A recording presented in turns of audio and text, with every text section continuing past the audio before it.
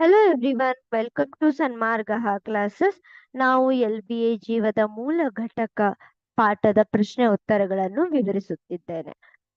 ಪ್ರಶ್ನೆ 35.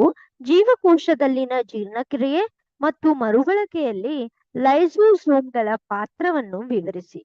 ಇದು ಕೂಡ ಕಠಿಣವಾದಂತ ಪ್ರಶ್ನೆ ಆಗಿದೆ. ನೋಡಿ, ಲೈಸೋಸೋಮ್ಗಳ ಬಗ್ಗೆ ನೀವು ತಿಳಿಸ್ಕೊಂಡಿದ್ದೀರಾ ಆಲ್ರೆಡಿ ಅಲ್ವಾ? ಏನಿದು ಲೈಸೋಸೋಮ್ಗಳು ಕೂಡ ಮೆಂಬ್ರೇನ್ ಬೌಂಡ್ ಅಂದ್ರೆ ಕೋಶ ಪೊರೆಯನ್ನು ಹೊಂದಿರುವಂತದ್ದಾಗಿದೆ. ಮತ್ತೆ ಇದು ಕಿಣ್ವಗಳನ್ನು ಹೊಂದಿರುತ್ತದೆ ಅಲ್ವಾ? ಸೊ ಬೇಡವಾದ ವಸ್ತುಗಳನ್ನು ಇದು ನಾಶಪಡಿಸುತ್ತದೆ.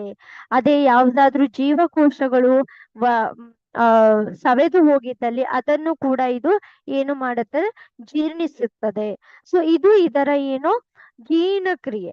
ಸೊ ನೋಡಿ, ಲೈಸೋಸೋಮ್ಗಳು ಜೀರ್ಣಕಾರಿ ಕಿಣ್ವಗಳು ಎಂಜೈಮ್ಸ್ ಗಳನ್ನು ಹೊಂದಿರುತ್ತದೆ. ಸೊ ಇದು ಜೀವಕೋಶದ ತ್ಯಾಜ್ಯ ವಸ್ತುಗಳಾಗಿರಬಹುದು, ವಿದೇಶಿ ವಸ್ತುಗಳನ್ನಾಗಿರಬಹುದು, ಅವುಗಳನ್ನೆಲ್ಲನೂ ಒಡೆಯುತ್ತದೆ ಮತ್ತು ಅದನ್ನ ಮರುಬಳಕೆಯಾಗಿ ಮಾರ್ಪಾಡು ಮಾಡಿ ಮರುಬಳಕೆ ಮಾಡುತ್ತದೆ. ಧನ್ಯವಾದಗಳು.